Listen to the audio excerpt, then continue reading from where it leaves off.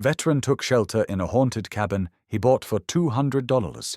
Then his dog found a family secret below. Cole bought the cabin because it was cheap and isolated. But when Bruno growled at the floorboards, the same specific growl he used for roadside bombs, Cole drew his weapon. He pried up the wood, expecting a bomb. Instead, he found a metal box with his own last name engraved on it. Suddenly, the cheap price made sense. The cabin wasn't sold to him. It was baited for him. The wind hit the mountains like something feral, scraping claws across the old timber, as if the cabin itself were trying to pull away from the storm. Cole Harrington had heard wind like that overseas, in deserts where sandstorms swallowed patrols whole. But this was different. This felt personal, like the mountain was whispering warnings he was too tired to hear. He dropped his pack on the dusty floorboards and scanned the room.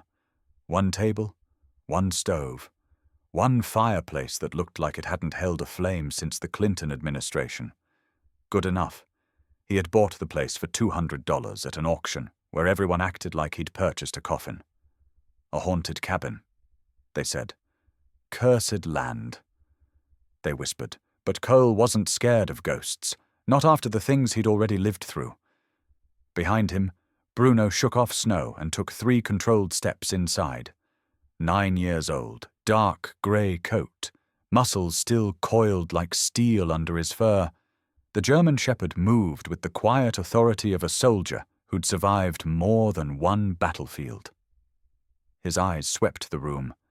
Then he exhaled, settling briefly near Cole's leg. "You and me, buddy." Cole murmured, "Fresh start." The words felt right, honest, and for a moment he believed them. But then Bruno froze. Not a sound, not a twitch. Just that sudden, absolute stillness that always pulled a cold thread down Cole's spine. Bruno's ears cut forward, rigid. His chest tightened, his nose lifted as if testing the air. And then that sound. A deep, low growl pulled from somewhere ancient, like the earth itself had shifted beneath the cabin. Cole straightened. "Talk to me, bud." Bruno didn't look at him. His gaze locked on the stone base of the fireplace, unblinking. Not the door, not the window, not the storm. The fireplace? Cole felt something prick at the back of his mind. The last time Bruno had stood like that, they were in Mosul, seconds before a buried charge would have taken Cole's legs off. Bruno had saved him then. Bruno had saved him every time something went wrong since. Cole knelt beside him. The dog didn't flinch, didn't break focus. "You're sure?" Cole whispered. A soft, restrained huff. That was all the confirmation he needed. He stood and grabbed the flashlight from his bag, sweeping it across the hearth.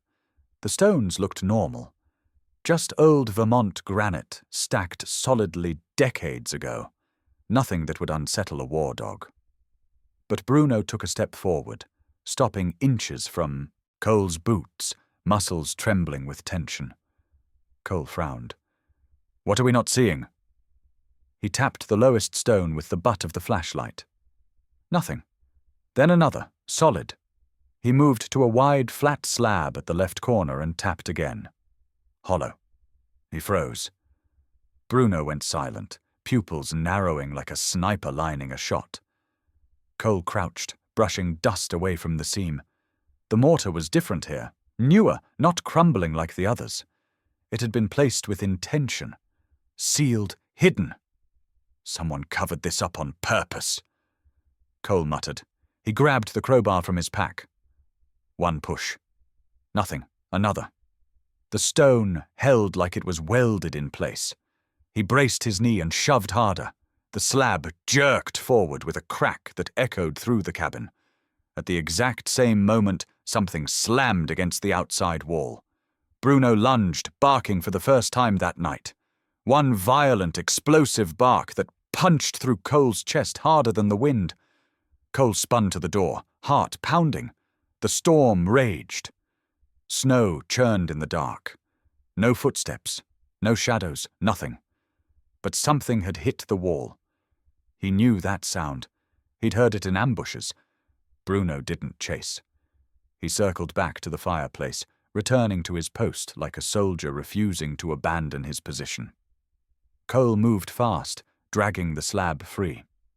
Beneath it lay a dark cavity, 3 feet deep, dry stone walls, a chamber built by human hands. The beam of the flashlight cut through dust and old cobwebs. At the bottom sat a metal box and something else, a folded cloth, yellowed with age. Letters stitched into the corner. H. Harrington. Cole's breath locked in his chest. His family name. On something buried under a cabin no one in his family had ever mentioned owning. "What the hell?" he whispered. Bruno let out a short, tense whine. Not fear. Urgency. Cole reached down and pulled the cloth free. It was a handkerchief, delicate, embroidered by hand. Under the initials was a year, and beneath the handkerchief lay 3 small notebooks tied with twine and a rusted metal tag stamped with a name he didn't recognize. Joseph Harrington. Cole's stomach tightened. His grandfather's youngest brother. A man who had run away at 19 and was never spoken of again. He lifted the box next. Heavy. Too heavy for keepsakes. Something metal clinked inside. Before he could open it, Bruno moved sharply, planting himself between Cole and the fireplace, staring into the dark as if something inside that hole was still alive. Cole's voice was barely a breath. "Easy, bud, it's just stone." But Bruno didn't believe that, and after a lifetime trusting that dog, Cole didn't either. He looked around the cabin again. The storm outside screamed like something clawing at the roof. Loose boards creaked under a sudden shift of wind. Then a voice. Not outside. Above. One slow, dragging sound across the rafters, like someone walking. Bruno's growl deepened, vibrating through the floor. Cole reached instinctively toward his sidearm. "Okay," he whispered. "This place may actually be haunted." Another sound came then, a soft thump, a faint shudder of dust drifting down from the boards over their heads. But when Cole swung the flashlight upward, there was nothing. Just empty beams. Bruno took another step towards the darkness under the hearth, and Cole finally understood something with absolute certainty. The cabin wasn't haunted by a ghost. It was haunted by a secret, and Bruno had just dug up the first piece of it.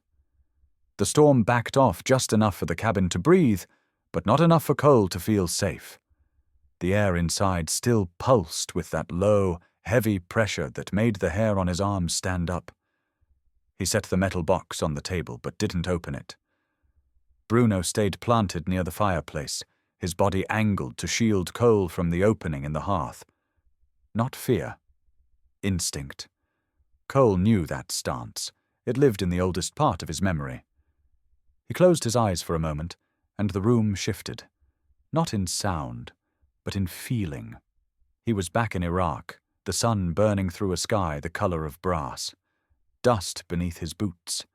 The kind of silence that wasn't silence at all, just a thin sheet covering danger. Bruno had been younger then, but even more intense. 1 second they were moving, the next Bruno froze mid-stride, paws stiff, tail straight, nose forward. That same shape he held now, that same electric tension. Cole remembered the way his breath caught, how the back of his throat dried instantly. He crouched, tapped the ground, listened for the shift. Nothing. But Bruno didn't move. And then Cole saw it. A wire buried just shallow enough to hide beneath sand. A pressure plate no bigger than a dinner napkin. One more step, and he would have left both legs in the desert. Bruno saved him with silence then, not a bark. Silence meant life. Tonight, Cole realized, was the same language. He opened his eyes. The cabin walls came back into focus. The snow rattled against the windows. And Bruno was still guarding that hole like it might open its mouth and swallow them both. Cole crouched beside him. "What do you smell, buddy?" Bruno didn't blink. The slab he had pulled earlier sat tilted against the wall. Cole ran a hand along the underside. The mortar wasn't brittle, it wasn't aged. It had been sealed with fresh compound, something rubbery, industrial, maybe only a few decades old. Someone hadn't wanted anyone touching this fireplace, and they'd done it well enough to keep the secret buried for years. Cole stood, pacing in front of the hearth. The storm's howl pressed against the windows, like something desperate to get in. The flickering fire threw shadows that stretched and curled, making the cabin feel smaller with every passing minute. He reached for the notebooks again, flipping to the first page. Mason Hale's handwriting was tight and deliberate, the kind of script used by someone trained to document everything. But the thing that struck Cole was not the content. It was the date. The entries started in 2003, the same year Cole's unit had been deployed, the same year Bruno entered service. He flipped several pages. Notes on water samples, coordinates, meetings with local officials, mentions of the Harrington family name. That stopped him cold. There it was again. Harrington. Cole read the line twice, then a third time. The cabin belonged to someone named Joseph Harrington before the land was seized by the county. His grandfather's brother, the one who disappeared after some kind of family disagreement no one ever explained. Cole felt a strange weight settle in his chest. He had grown up believing the Harrington family didn't have any dark corners. They were working-class farmers, mountain folks, honest, simple. But here, in his palm, lay a fragment of a truth buried under 50 years of silence. He moved to the small window above the counter.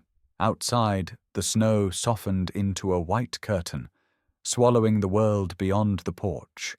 No tracks, no lights from neighboring cabins, nothing. Bruno's nails clicked once against the wood floor. He had shifted his stance, leaning forward toward the hearth again. His ears twitched, angling toward something Cole couldn't hear. Cole stepped back toward the opening and lowered himself to inspect the inside walls of the chamber. The stone lining wasn't random. It was carefully arranged. Someone had constructed the pit with intention. He brushed his hand along the side and felt something faint, almost hidden beneath the grit. A carving. He angled the flashlight. There, scratched lightly into the stone, were initials. J.H. He inhaled sharply. The handkerchief. The initials stitched on its corner. The same letters. There was no way this was coincidence. The storm outside surged, rattling the roof, jolting Cole back to the present. He turned to Bruno. This was his cabin, wasn't it? Joseph Harrington. And someone wanted whatever he left buried. Bruno's head moved with a slow, deliberate nod. Not that he understood the words, but because he understood Cole's tone, the weight of it. Cole sat beside him. If this place belonged to my family, why did no one tell me? Bruno shifted, leaning slightly into Cole's side for just a second. A reassurance. A grounding presence. The kind that had kept Cole alive more times than he could count. Then something changed. A sound so subtle it might have been imagined. A faint thud. From under the floorboards or behind the wall, Cole couldn't tell. But Bruno heard it clearly. He snapped into full alert, legs locked, chest lifted. His growl was quieter this time, low enough that Cole felt it more than heard it. Cole rose slowly. Easy. Bruno backed up 2 steps, placing himself between Cole and the fireplace. A protective stance, the exact inversion of where he had been earlier. Whatever he sensed now wasn't coming from the hole, it was coming from the wall behind it. Cole approached, pressing his palm flat against the logs. The cold wasn't uniform. In the center of the wall, behind the stacked lumber, the air felt colder. Sharper. Like something hollow lay behind the boards. A space, a void. Something built, then forgotten. He leaned close, listening. Another thud. Fainter, like the settling of weight or the shift of old beams, but rhythmic, intentional, not the randomness of an old structure in a storm. Bruno stepped forward and barked once, a single, sharp warning. Cole exhaled slowly. Okay, so the fireplace was one secret, but there's another. He took a step back, studying the entire wall. The boards didn't match the others. Slightly darker, slightly newer, replaced, concealing something. And for the first time that night, the storm didn't feel like the threat. The real threat was already inside the cabin, woven into its bones. Cole dropped his gaze to Bruno. Whatever this is, you sensed it before I even walked in, didn't you? Bruno answered with silence, steady and unwavering, a soldier acknowledging the truth. Cole placed a hand on his head. Good boy. Then, as if the night itself wanted to prove a point, the lantern on the table flickered. Once, twice, then died completely. Darkness flooded in. The fire flared suddenly, throwing a burst of sparks that shot upward, revealing for the briefest second a shape behind the wall, a shadow not belonging to either of them. Cole grabbed for the flashlight. Bruno launched forward with a growl that shook the ground. The shadow vanished. The cabin went still. And Cole realized this wasn't a simple family secret. It was a warning that someone, or something, had been guarding this cabin long before he arrived. And Bruno had woken it up. The storm had settled into a low, steady hum, the kind that made the cabin feel suspended in its own pocket of winter. Cole relit the lantern, though the flame wavered as if unsure it wanted to survive the night. Bruno sat inches from the fireplace, tail tucked tight, muscles locked. He wasn't afraid. He was listening, reading the air, calculating. Cole trusted that more than any weapon. Show me, he said quietly. Bruno lowered his head toward the open cavity where the slab had been, then pressed a paw against the inner edge of the stone floor. Not scratching at random, pressing a specific point, deliberate. Cole knelt beside him. The stone looked solid, but he placed his fingers where Bruno indicated. A faint vibration ran through the rock, like there was space beneath it. You found another one, Cole whispered. Bruno didn't move until Cole grabbed the crowbar again. The metal felt cold enough to fuse to his skin, but he wedged it under the seam. The mortar was tighter here, sealed more recently than the surrounding stones. Someone had gone to real effort to hide this piece. Cole leaned his weight onto the bar. Nothing. Bruno stepped forward, bracing his shoulder against Cole's hip in a wordless push, a reminder to commit. All right, Cole muttered. He shoved harder. This time the stone shifted with a sharp crack that echoed up the chimney like a gunshot. Dust drifted through the air. The slab slid free, revealing a deeper chamber underneath, not the shallow pocket from earlier. This one was carved intentionally, the edges smooth in places, hand-formed. Someone had knelt here for hours, shaping this space. It went down almost 4 feet, lined with stone and packed soil.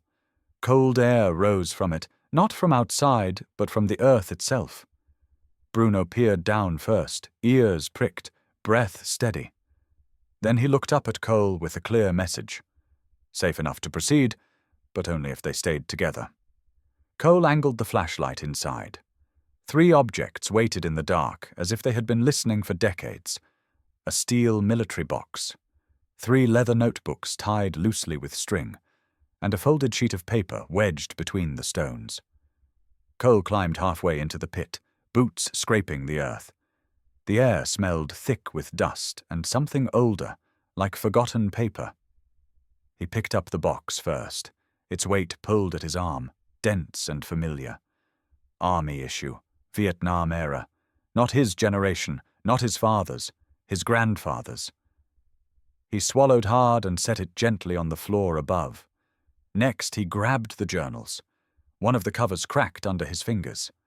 The string tying them fell apart, brittle as old leaves. Names and dates filled the front pages.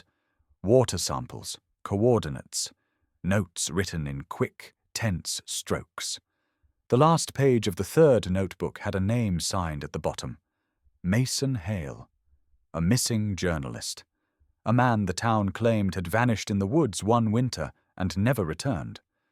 Cole had heard his name whispered at the auction. Most locals treated it like a ghost story. But the writing was real. The ink pressed hard into the paper, the fear behind it unmistakable.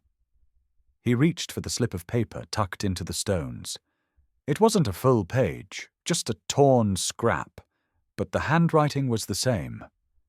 Don't trust Dalton. M.H. Cole felt the temperature drop further, as if the mountain had exhaled cold breath into the room. He climbed out of the pit and sat on the floor beside Bruno. The dog rested his chin on Cole's knee, watching his face as if searching for the weight of what he'd just found. Cole flipped open the first journal. Early entries were calm, observations of the land, notes on river flow. But halfway through, the tone shifted. The handwriting grew tighter, faster, almost frantic. The creek behind the Harrington property runs strange. Metallic taste, livestock sick, something in the water. The old man warned me, said their well was poisoned, said he saw men burying drums up the ridge in '61. Cole stopped reading. The Harrington property, his family. He turned the page. The next entry was shorter, the strokes harder. Sheriff's father paid a visit, told me I was poking where I didn't belong, said he'd hate to see an outsider get lost in a storm. Cole looked towards the window. Snow pounded against the glass with sudden force. He kept reading. I saw the barrels myself, marked with a faded Geo-North stamp. Found seepage in the snowmelt. Tested levels. Toxic. Off the charts. If the Harringtons drank this, they never stood a chance. Cole's breath caught. His grandfather's brother was said to have run off. A family shame. A rebellious streak. That was the story. But the journal said otherwise. He kept flipping. Dalton's father confronted me again. Told me to stop collecting samples. Told me there was no story here. That the Harrington kid had gone crazy, poisoned his own well, then wandered off. A lie. A clean one. A neat one. The kind towns repeat until they forget the truth they buried. Cole shut the notebook. For the first time since arriving, the cabin felt alive, not haunted by spirits, but by history, by harm, by silence, and by a family wound no one had told him he carried. Bruno nudged his hand, a grounding weight, a reminder to breathe. Cole picked up the steel box. This time, he opened it. Inside were rows of small vials, soil samples, water samples, each labeled in careful handwriting. And in the back corner, folded documents, photocopies of reports, stamped with Geo-North's faded logo. He lifted one. Contamination levels, illegal disposal, dates, locations, payments. Then, at the bottom of one page, a signature he recognized from a framed photo in the town office. Sheriff Dalton's father. Cole stared at it until the letters blurred. He wasn't just involved, he had orchestrated the poisoning. Bruno stiffened suddenly, head snapping towards the door. A low growl rumbled from deep in his chest. Cole grabbed the flashlight and moved to the window. Outside the storm churned, snow whipped sideways, erasing the tree line. But through the blur, a shadow moved. Not wind, a person. Standing still, facing the cabin. Cole stepped back instinctively. His pulse thudded in his ears. Bruno planted himself between Cole and the door, teeth bared. The silhouette didn't move. It just stared. Then, as quickly as it appeared, it vanished into the storm. Cole's grip tightened on the flashlight. The secrets in the cabin weren't just old. Someone else knew he had found them, and they were already closing in.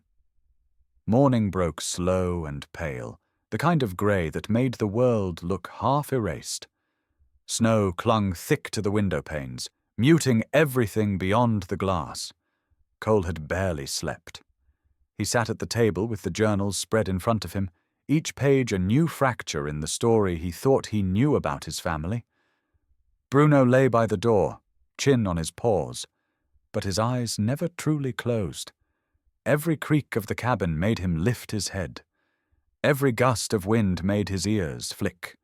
Something had shifted inside the dog, and inside the mountain itself.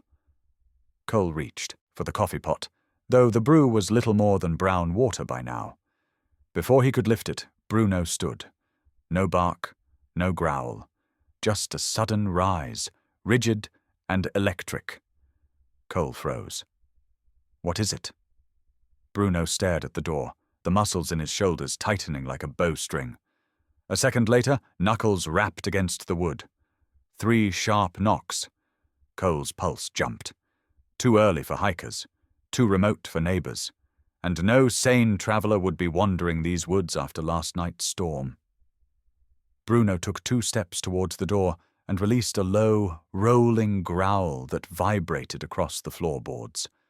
Cole grabbed his jacket and slipped his hand behind the stove where his sidearm rested.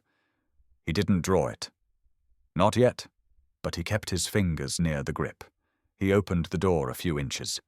Sheriff Dalton Ridge stood on the porch, boots planted wide, coat dusted with snow. His smile was the kind that pretended warmth, but held none. "Morning, Harrington," Dalton said. "Hell of a storm, huh? Just checking on residents up this way." Bruno lunged at the crack in the door so violently that Cole had to shove his shoulder hard against the frame to keep the dog from breaking through.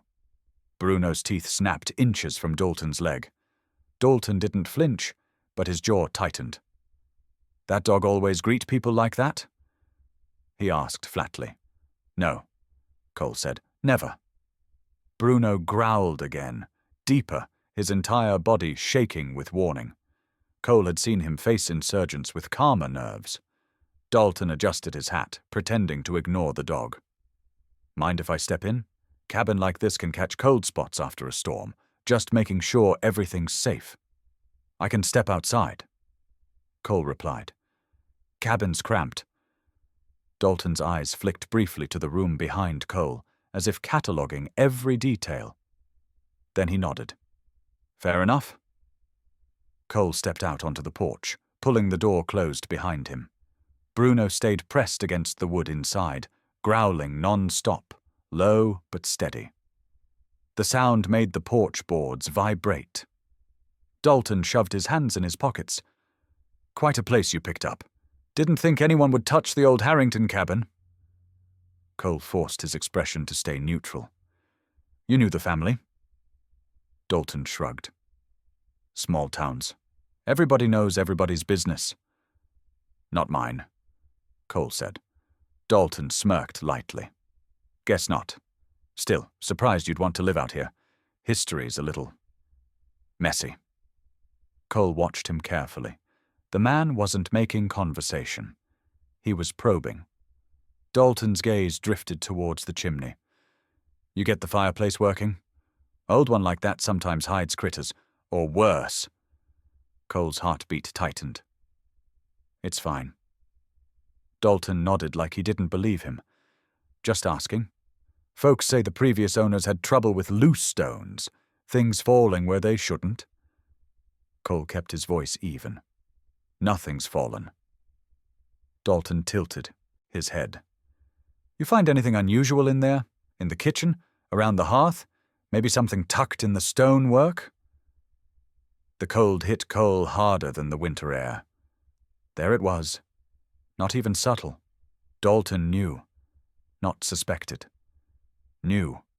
And he wanted to see if Cole had discovered it yet.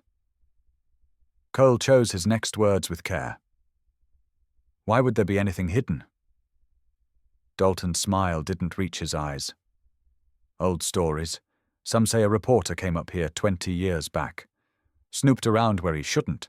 Folks claim he left notes. Maybe left something behind. Never found those." Cole felt the world narrow. "Mason Hale." Dalton's gaze sharpened. You heard the name. Auction clerk mentioned it. Cole lied. Dalton studied him for a long moment, the snow hissing softly around them. Then he leaned a little closer. You'd tell me if you found anything, right? Anything odd. Anything someone might have tucked away. Cole held his stare. If I found something, Sheriff, I'd handle it. Dalton's voice dropped an octave. This land can be dangerous when you dig where you shouldn't. For a moment the storm seemed to hush, as if waiting. Then Dalton straightened, all smiles again. Well, glad you made it through the night. If anything comes up, you know where to find me. He turned and walked down the path, boots crunching through the new snow. Cole watched him until the cruiser disappeared between the trees. Only then did he unlock the door and step inside. Bruno rushed forward, circling him once, checking him like a medic performing triage. The dog's entire body was still bristling. You knew, Cole whispered, kneeling, the second he showed up. Bruno pressed his forehead to Cole's chest, a grounding gesture he had used in the worst nights overseas. Cole let out a breath he hadn't realized he was holding. The moment he stood, he noticed something. Dalton's boot prints led up the porch. But not all of them led back. A second set of tracks angled toward the chimney side of the cabin, where the snow was trampled in a small circle. Someone had walked right up to the exterior wall behind the fireplace, checking the exact spot of the hidden chamber. Cole's pulse kicked hard. Dalton hadn't come for a wellness check. He had come to see if the secret was still buried. And now he knew it wasn't. Cole closed the door, bolted it tight, and looked down at Bruno. We're in this deeper than we thought, he whispered. Bruno didn't growl. He just stared at the fireplace again, warning him without a sound. Night came down thick and heavy, muting the forest under a sheet of cold that felt almost deliberate. Cole had pushed the journals under a loose floorboard, placed the steel box beneath his cot, and blocked the front door with a chair. Not because he thought it would stop anyone intent on getting in, but because any noise might buy him 1 second of warning. And 1 second was sometimes the only difference between surviving and not. Bruno lay near the foot of the cot, eyes half closed, but ears tuned to every shift in the storm. His breath was steady, calm. But Cole knew better. This wasn't rest. This was surveillance. He reached down and brushed his fingers over the dog's neck. Bruno didn't lift his head, but his tail tapped once against the floor, a steady reassurance. We'll get through tonight, Cole whispered. But the mountain had other plans. Sometime past midnight, the wind died. It didn't fade. It didn't taper. It stopped completely. The sudden silence rang louder than the storm ever had. Cole's eyes snapped open. Bruno was already up. Not rising, up. Standing at full height, body angled toward the back door, hackles lifting along his spine. A low rumble built in his chest, not loud, but cold and precise. Cole swung his legs off the cot. He didn't speak. Didn't need to. He moved to the lantern and extinguished it with a twist of the knob. Darkness filled the cabin, broken only by the faint orange glow of dying embers. Bruno shifted forward, each movement controlled, calculated. He glanced once at Cole, a signal. Stay behind me. Then it happened. The doorknob on the back entrance turned. Slow, deliberate. Cole's heart kicked, adrenaline flooding through him with the old familiarity of firefights he thought he'd outrun. The door cracked open an inch. Bruno exploded. He launched with the force of a thrown hammer, slamming into the intruder with a sound that was half bark, half battle cry. The masked figure tumbled backward, hitting the floor hard. The flashlight in his hand clattered across the wood. Bruno landed square on his chest, jaws clamped near the man's shoulder, not biting but pinning, immobilizing, using the same technique he had been trained with in combat zones. The man screamed, arms flailing, boots scraping for leverage. Cole grabbed his sidearm and closed the distance. "Don't move." The intruder froze. Bruno didn't. His teeth grazed the man's throat, just enough to draw a trembling breath from him. The masked figure choked out, "Call him off! Call him off!" Cole crouched, pressing the muzzle of the handgun against the man's temple. "Who sent you?" No answer, just labored breathing and a flicker of fear behind the eye holes of the mask. Then suddenly the man shouted it, not at Cole, but toward the window as if someone else was listening. "Burn it! Burn it all!" A chill went through Cole, colder than the winter outside. At the same moment, the man jerked violently, driving his knee into Bruno's flank. The blow landed squarely against the dog's shoulder. Bruno let out a sharp yelp, small, brief, but enough to break his hold. The intruder rolled free, boots scrambling for traction. Cole reached for him, but the man dove through the open doorway and vanished into the dark. Cole sprinted outside, gun raised. The snow swallowed sound, swallowed tracks, swallowed everything. The woods looked empty, too empty. He turned back quickly. Bruno was sitting, chest heaving, one paw lifted slightly off the floor. His shoulder trembled. "Buddy." Cole dropped to his knees beside him. "Let me see." Bruno leaned into him, eyes steady, refusing to show more pain than necessary. A thin line of blood streaked through his fur. Not deep, but serious enough to make Cole's stomach twist. "You're all right," Cole murmured, running his fingers through the dog's coat, checking for breaks. "You did good. You did damn good." Bruno exhaled slowly, a soft sound that felt almost like an apology for letting the man escape. Cole pressed his forehead to Bruno's for a second, grounding himself. "You didn't fail," he whispered. "You saved us." He stood and locked the back door again, though it felt pointless. Locks meant nothing to men who walked through storms without leaving tracks. Cole moved through the cabin fast, checking windows, corners, weak spots. The intruder had moved like someone trained, confident, precise. Not a local troublemaker. Someone sent with purpose. Someone who knew what was hidden under the hearth. Cole wiped snow from his boots and returned to Bruno, who had curled near the fireplace. The embers cast a weak glow across the room, flickering over his grey coat. The dog lifted his head, eyes sharp despite the injury. Cole glanced toward the floorboard where the journals were hidden, toward the cot where the steel box sat beneath it. "Burn it all," the intruder had said. "Not steal it, not hide it. Destroy it. Destroy the truth." Cole sat beside Bruno, resting his hand on the dog's back. The warm weight grounded him, reminded him of why he was still alive, why he had to keep going. "Dalton knows," Cole whispered, "and he's getting desperate." The injury in Bruno's shoulder throbbed, though he made no sound. His eyes met Cole's in the dim light. Calm, focused. Cole stared back at him, realization settling like ice. "They're not trying to stop us from finding the truth," he said softly. "They're trying to erase it." Bruno lowered his head onto Cole's boot, a gesture both protective and resolute. Outside, the wind picked up again, not natural this time. It carried something different, purposeful, the first sign that the hunters weren't finished, and they were coming back. The storm returned without warning, rolling down from the ridge like a living force. Snow slapped against the windows in frantic bursts, and the wind drove needles of ice through every seam in the cabin walls.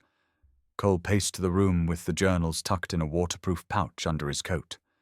Bruno stayed close, no longer resting, no longer hiding his tension. His injured shoulder barely slowed him. Every muscle in his body said the same thing. Something is coming. Cole checked the brace on the front door one more time, though he knew it would hardly matter against men who walked through darkness like it belonged to them. He was reaching for his pack when Bruno stiffened. Not the soft alert of a distant sound, not the low, warning growl of someone approaching. This was different, sudden, urgent. Bruno lunged towards the window just as a flicker of orange light streaked through the air.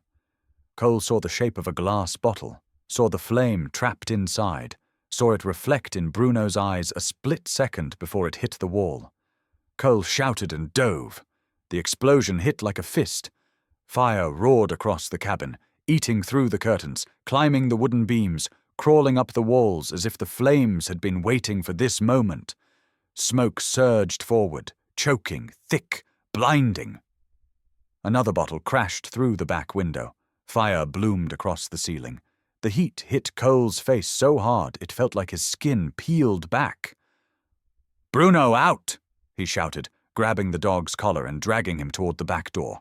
Bruno barked once, a command of his own, planting his weight to keep Cole from rushing straight through the flames, licking up the wall. Then he pulled, guiding him to the corner where the smoke was thinner. Cole kicked the back door. It didn't budge. He kicked again, harder. Wood splintered, but the latch held. Bruno rammed his body against the lower panel. The door cracked. Cole braced his shoulder and slammed into it with everything he had. The frame gave way, spilling them both into the snow as the storm howled around them. Behind them, the cabin groaned. Flames shot through the roof in a violent burst. Cole stumbled to his feet, coughing hard, lungs seared from smoke. Snow fell on him in thick sheets, instantly melting against the heat still clinging to his coat. Bruno shook himself once, then took point, scanning the tree line. A shadow moved at the north corner of the cabin. Another figure on the east. 2 men, both masked, both armed with the same bottles. Cole raised his weapon and fired once. The closer man dropped to his knees, clutching his shoulder. The second sprinted into the woods. Bruno tensed to chase, but Cole grabbed his harness. "No, we need distance. Move." They plunged into the wilderness, boots sinking deep into the snow. The storm swallowed their tracks, swallowed their breath, swallowed almost every sound except the pounding of Cole's heart. Behind them, the cabin exploded. The blast shook the trees, sending a plume of fire and sparks ripping into the sky. The second wave of heat pushed against Cole's back, stealing the air from his lungs. Bruno barked sharply. A warning. Keep moving. The forest closed in around them. Branches whipped Cole's face, the cold burning every exposed inch of skin. Snow turned to ice beneath their feet. The darkness thickened until even the beam of Cole's flashlight dissolved into a blur. Bruno ran ahead, pausing just long enough to make sure Cole stayed on his heels. Every few seconds he glanced back, checking, calculating, protecting. They ran until the fire's glow faded behind the trees. Then Bruno suddenly veered right. Not a stumble, not a misstep, a choice. "Bruno, what is it?" Cole gasped, chest heaving. The dog barked once, then sprinted down a narrow slope where the snow thinned over exposed earth. The ground sagged beneath Cole's weight, giving way into a shallow, eroded pit. He dropped to one knee to catch himself. Then he saw it. A metal pipe protruded from the soil. Thick, industrial, old, its end corroded, leaking a dark stain into the frozen earth. Snow had melted around it in a perfect circle, where the soil seemed sick, dead, wrong. Bruno sniffed the ground, whined sharply, then pawed at the pipe. Not random, not curious. A signal. Cole's breath fogged the air.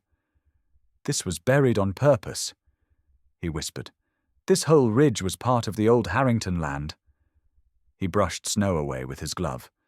The pipe extended deeper into the hillside, disappearing under tree roots and packed earth. A faint chemical smell rose from the frozen mud. A smell Cole knew. Solvent. Industrial waste. The same compounds noted in Mason Hale's journals. The same chemicals that had poisoned the valley 2 decades ago. Bruno nosed at the pipe again, more urgently this time. You're telling me this wasn't just some buried evidence? Cole murmured. This is the source. A gust of wind tore through the trees, carrying the distant crack of branches and the faint roar of collapsing beams. The cabin, the journals, the box, all of it burning behind them. Whoever tried to bury the truth had been doing it for years. Dalton's father, the county officials, maybe half the town. Bruno stepped forward, shoulder brushing Cole's leg. Protective, steady, grounded. His eyes held the same fierce confidence he'd shown in combat, the same clarity that once saved Cole from a blast he never saw coming. You found this, Cole said quietly. Not me. Bruno lowered his head and pressed his muzzle against Cole's hand. A silent vow. We're not done yet. From somewhere in the woods, a shout echoed. Men searching. Weapons raised. Fire at their backs. Snow ahead. Nowhere to hide. Cole gripped Bruno's harness. Come on, he whispered. We move before they find us. Bruno turned and led the way, the storm closing behind them like a curtain. And under the frozen earth, the pipe lay exposed at last, its poison no longer hidden, its secret no longer buried. The storm eased by dawn, leaving behind a world carved in white silence. Cole and Bruno sheltered beneath a fallen spruce near the ridge, where the wind broke around them instead of cutting straight through. The snow still fell in thin sheets, but the worst had passed. Cole's lungs ached from smoke, and every breath felt heavy, like winter itself had settled inside him. Bruno lay against his leg, warm despite the cold, though the patch of burned fur along his shoulder looked angrier now in the daylight. He hadn't whimpered once. That wasn't Bruno's way. He only breathed a little faster, and his eyes, usually sharp and bright, blinked more slowly than Cole liked. You held the line back there, Cole murmured, brushing away soot from the dog's coat. Like always. Bruno lifted his head, nudged Cole's chest with his nose, then settled again. A silent answer. No retreat. Not ever. Cole pulled the waterproof pouch from inside his jacket. The heat from the fire had warped the outer plastic, but the memory card and documents inside were intact. Mason Hale's writing, his evidence, his last warning. Don't trust Dalton. M.H., the same Dalton who now commanded half the county. The same Dalton whose father had overseen the first chemical dump 20 years earlier. And the same Dalton whose sister might be their only way out. Cole hesitated only a moment before powering up the satellite phone. Its signal stuttered weakly in the valley, but after a few attempts, a connection locked. He opened a secure message thread. Emily Ridge. He typed fast, thumbs shaking slightly from the cold. I have proof. Your brother is involved. Water contamination. Hale's notes. Need help getting this out. Trust you. He hit send. There was no guarantee she'd reply. Emily was Dalton's younger sister, a quiet high school teacher who had spent her life trying to avoid her family's shadow. Cole had met her only once at the grocery store in town. Soft voice. Sharp eyes. A woman who looked like she carried secrets she had never been allowed to speak aloud. Minutes passed.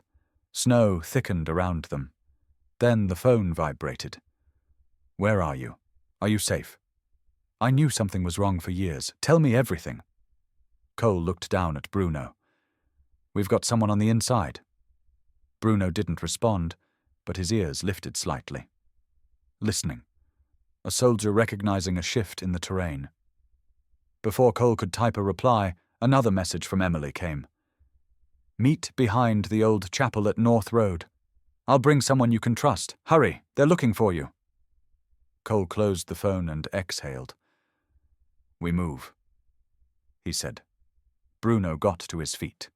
They reached the chapel an hour later after weaving through the forest, avoiding the main trail where tracks might betray them. The little church stood alone against the snowfield, its steeple leaning to one side like age had bent it. Cole scanned the area, pistol drawn. No movement. Then a figure stepped out from behind the chapel. Emily. She wore a thick winter coat and carried a thermos in both hands, fingers trembling not from cold, but from fear. Her dark hair was pulled into a low ponytail, and her eyes were red, like she hadn't slept. "You're alive," she whispered.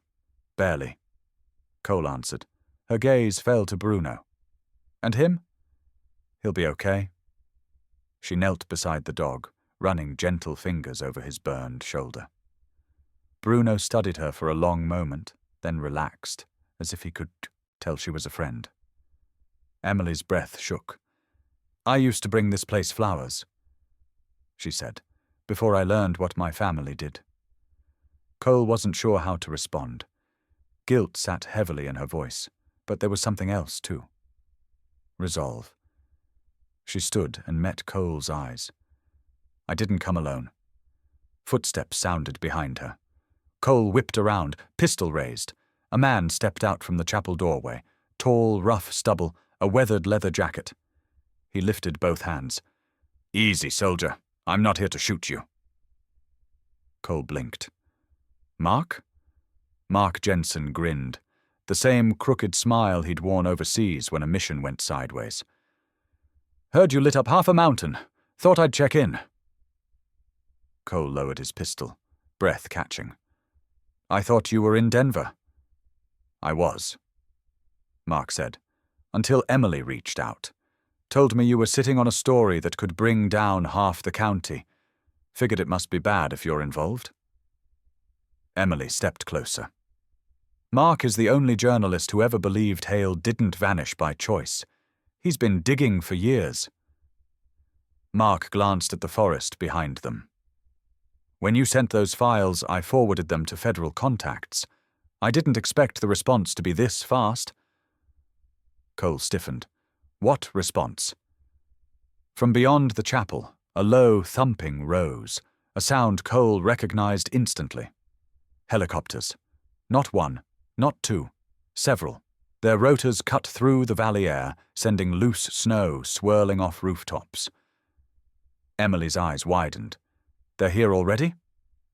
Mark pulled out his phone, showing a single message. "FBI en route. Hold position." Cole stared at the horizon. Black vehicles appeared on the distant highway, crawling toward them like an armored chain. Bruno stepped in front of Cole and stood tall, the cold wind lifting the fur along his back. Though injured, he held steady, gaze locked on the incoming choppers.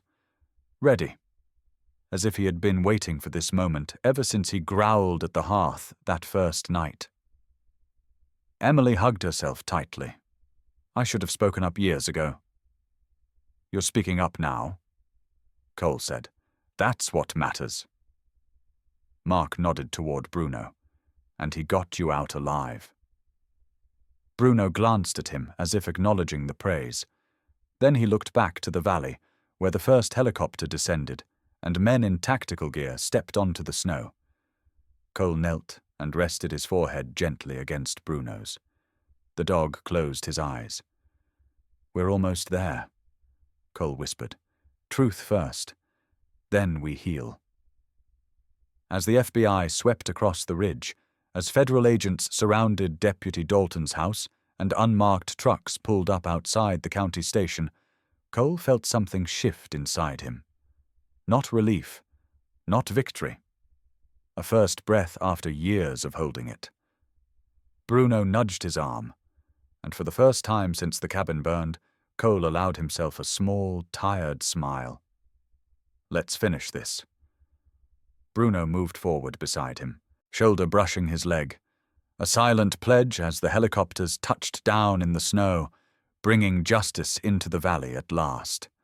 The storm cleared by morning, but the silence it left behind felt heavier than the snow itself. By the time Cole and Bruno reached the ridge overlooking the valley, the town below was already swarming with black vehicles. Federal agents moved with quick, decisive purpose. The world that had ignored this place for 2 decades had finally arrived. Mark Jensen stood beside Cole, camera slung over his shoulder, breath frosting the air. "They moved faster than I expected," he said. "They had enough proof to level half the county," Cole replied. Proof that had been buried under his fireplace. Proof a dog had dragged back into the light. Down in the valley, agents surrounded the geocore processing site. The building's metal siding glinted under the pale sun as officers taped off the perimeter. Workers were escorted out in cuffs. Pallets of sealed barrels were photographed, catalogued, and hauled toward evidence trucks. Every move was efficient, practiced. No hesitation. Cole watched in silence until a shout echoed from across the snowfield. "There!" Sheriff Dalton's ranch sat on a rise just beyond the tree line. A line of SUVs cut through the snow toward it, tires chewing through drifts. Dalton stepped out onto his porch, as if daring them to come closer. He wore no hat despite the cold, his jaw set in stubborn defiance. But even from a distance, Cole could see it in his eyes. He knew it was over. Agents approached. Dalton raised his hands, slow and deliberate. No fight, no theatrics. He only stared at the tree line, jaw trembling once as cuffs closed around his wrists. Emily stood at the fence, arms wrapped tightly around herself. She hadn't moved since the convoy arrived. Cole walked to her, Bruno at his side. "I knew he was hiding something," she whispered, voice straining. "I just didn't know how deep it went." "You stepped up," Cole said. "That's what matters now." She shook her head. Tears slipped down her cheeks. "Mason Hale tried to warn everyone, and I stayed quiet. I was afraid of my own family." Bruno nudged her leg gently. Emily let out a soft, broken laugh. She knelt beside him, fingers brushing his fur with a kind of reverence. "You knew first, didn't you?" she said softly. "You found the truth before any of us." Bruno pressed his forehead into her palm. It was as close to an answer as a dog could give. Agents nearby stopped to watch. One of them, a tall woman with wind-chapped cheeks, crouched and scratched Bruno behind his ears. "Hell of a partner you've got," she said to Cole. "He did most of the work," Cole replied. Another agent joined, then another. Soon Bruno was surrounded by gloved hands rubbing his shoulders, tapping his sides, murmuring gratitude like soldiers paying respects to another veteran. Bruno accepted it all quietly, tail swaying once, just enough to show he understood. Down in the valley, news cameras began to gather as word spread of sealed records, poisoned wells, and a sheriff who had protected corporate crimes. The town, small and isolated, had become the center of a national reckoning. Cole watched the unfolding chaos with a steady, tired gaze. For the first time in years, the weight in his chest felt lighter. Truth had a way of cutting through the cold. He rested a hand on Bruno's back. "It's out," he said softly. "Every lie, every secret, all of it." Bruno looked up, eyes bright against the pale morning light. The storm had taken the cabin. The fire had taken everything else. But justice finally had its foothold. And Bruno, quiet and watchful, stood at the center of it, as if he'd known from the beginning this was where the trail would lead. Spring thaw came late to Harrington Valley, but when it did, it softened the ground enough for Cole to begin rebuilding. Not the old cabin. That was gone for good, its ashes absorbed into the snow months earlier. What he built now was new lumber, new beams, a new beginning standing on old land. He'd bought the acreage around it, a long stretch of pines and creek bed that once fed the poisoned water system. The county approved the sale quickly. No one wanted to touch land tied to Geocore's scandal. But Cole did, because it finally meant something. Bruno trotted around the construction site like a foreman, inspecting every board, every hammer strike, pausing only to lie in the exact spot where the cabin once stood. Cole liked to think he remembered the warmth of the old hearth, though the stone had long since crumbled under fire. The townspeople visited often. hunters, retired mill workers, high schoolers who'd followed the case on the news. They all had the same reaction when they saw Bruno. Their voices softened, their shoulders dropped. Kids whispered his name like he was a folk hero. The dog saved the valley. The dog found the truth. The dog who barked when no one else spoke. And Bruno accepted the attention with quiet dignity, eyes always turning back to Cole, as if reminding everyone who they belonged to. One afternoon, while clearing the last of the debris behind the new porch, Cole found something he hadn't expected. A rusted lockbox wedged between two stones, covered by years of dirt and char. Not part of Mason Hale's stash. Older, much older. He pried it open. Inside lay a bundle of letters wrapped in cloth, so fragile they nearly dissolved under his touch. He carried them inside the unfinished cabin, set them gently on a table, and unfolded the first page. To whoever finds this, if the hearth is opened, it means the truth has surfaced. Our family held this land long before the valley was mapped. Some of us protected it. Some of us failed it. Whoever you are, keep this place clean. Keep it honest. Signed, Matthew Harrington, 1937. Cole blinked. Harrington. His mother's maiden name. He had known the family came from Vermont, but no one ever spoke of this place. No one mentioned a man named Matthew. A relative erased from the stories. A whole branch of the family buried just like the chamber Mason Hale once hid his notes in. Bruno rested his chin on Cole's knee, eyes steady, waiting. Cole exhaled slowly. Guess this was ours long before it was mine. He flipped through the other letters. Mentions of land disputes, early industrial runoff concerns even in the 30s, and a warning that the valley's water needed protection long before anyone realized how fragile the system was. 2 generations had tried to bury this secret. 2 people had died trying to expose it, and a dog had dragged it back into daylight. Cole placed the letters in a clean wooden box of his own, lined it with cloth, and set it on the mantel beam of the not-yet-finished living room. "This time we tell the truth," he said aloud. Bruno wagged his tail once, sharp and decisive, as if sealing the promise. The new cabin stood taller than the old one, brighter wood, sturdier roof, wide porch facing the valley. Cole looked out over the land that had nearly killed him, nearly buried him, nearly silenced a reporter, and realized it had given him something too. A path back to where he came from. A family route no one had bothered to tell him. A purpose he thought he'd lost overseas. Bruno nudged his hip and sat beside him, staring out over the same ridge. "Yeah," Cole whispered. "We're home now." The evening light settled over the valley like a slow exhale. Cole sat on the porch of the rebuilt cabin, the wood still smelling fresh, the railing smooth beneath his palms. Snowmelt dripped from the eaves in soft, steady beats. Bruno lay beside him, older now, muzzle threaded with grey, but still alert, still carrying that quiet command that had saved them both, more times than Cole could count. A car rumbled up the gravel drive. A young reporter stepped out, notebook tucked under his arm, breath steaming in the cold air. He approached with a mix of respect and nerves, the way people approached something they'd heard about, but weren't sure they deserved to meet. "Mr. Harrington?" he said. "Mind if I ask one last question for the piece?" Cole nodded. "Go ahead." The reporter glanced at Bruno before he spoke. "Do you think he knew? I mean, that first night. What he was digging up. What it would lead to?"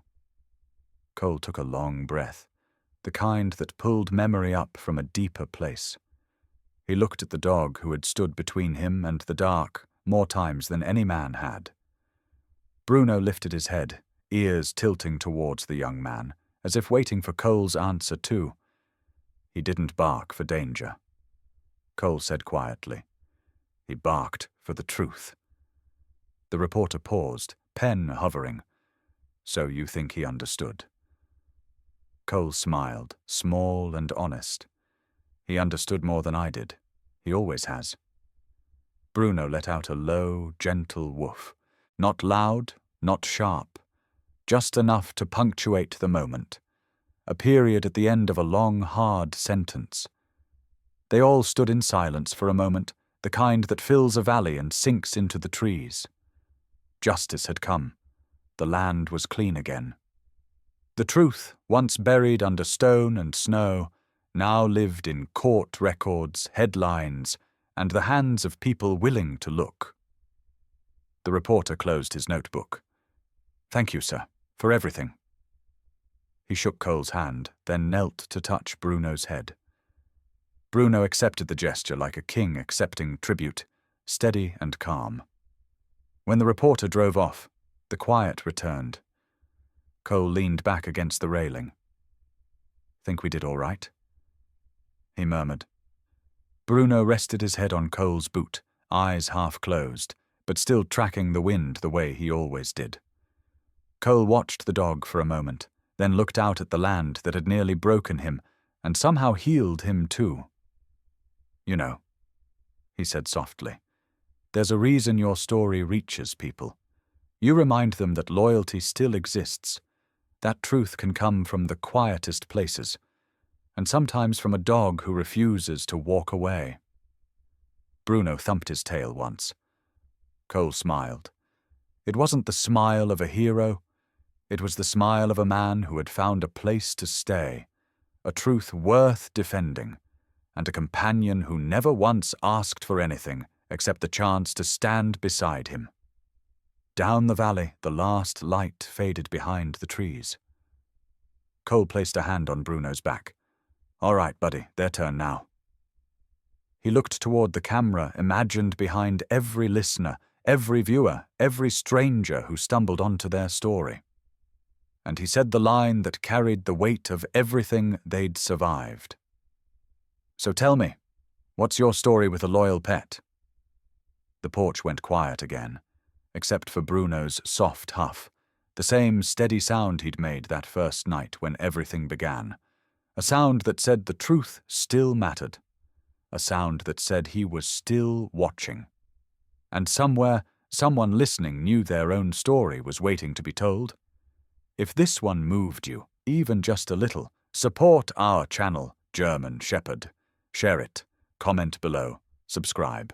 There is always another story waiting in the quiet.